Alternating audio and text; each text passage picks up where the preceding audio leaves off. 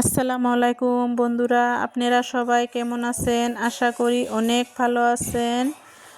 আজকে এমএস কুকিংয়ে আরও একটা রেসিপি নিয়ে আসলাম। আলু দিয়ে মাছ দিয়ে বানাবো। মাছ নুন হলুদ দিয়ে মাখায় নিচে, এবার ভেজে নিব, সুন্দরভাবে ভেজে নিব।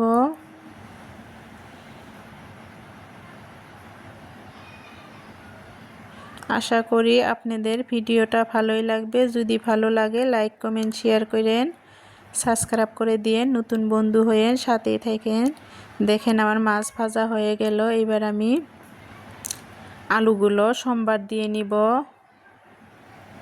এখানে নুন হলুদের গুঁড়ো মরিচের গুঁড়ো ধনে গুঁড়ো জিরে গুঁড়ো সব দিয়ে দিচ্ছি। এখানে লঙ্কা কুচি আর পেঁয়াজ কুচি দিয়ে ভেজে এবার জিরাও দিয়ে দিলাম।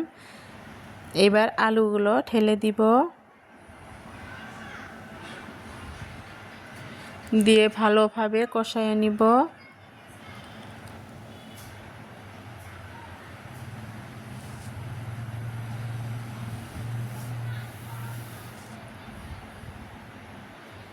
সুন্দরভাবে আমি আলুগুলো কষায় নিব।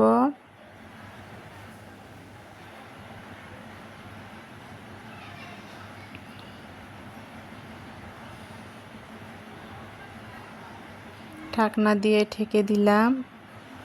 দেখেন আমার আলুগুলো কষানো হয়ে গেছে। এইবার ঝোলের পানি দিয়ে দিব।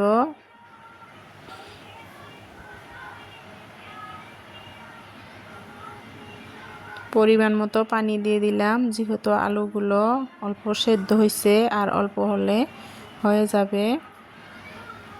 এবার ঢাকনা দিয়ে ঢেকে দিব।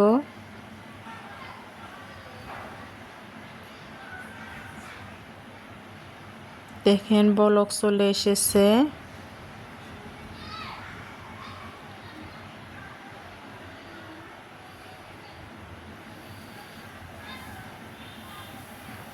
আবার ঢাকনা দিয়ে ঢেকে দিলাম, ভালোভাবে সিদ্ধ হয় নাই। এবার দেখেন ভালোভাবে সিদ্ধ হয়ে গেছে। এবার একে একে সব মাছগুলো দিয়ে দিব। আলু দিয়ে মাছের পাতলা ঝোলটা অনেক টেস্ট লাগে, আপনারা বানিয়ে খাইবেন। খুব ঘরোয়াভাবে আমি বানাইছি। দেখেন এইবার আমি ধনে কুচি দিয়ে দিলাম।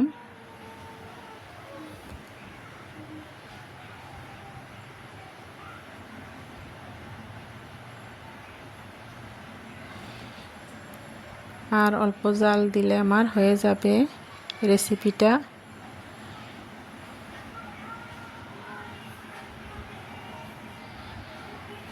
দেখেন কত সুন্দর হয়েছে, খাইতেও মাশাআল্লাহ অনেক সুন্দর হয়েছিল। ফাইনাল লুকটা দেখেন কত সুন্দর হয়েছে।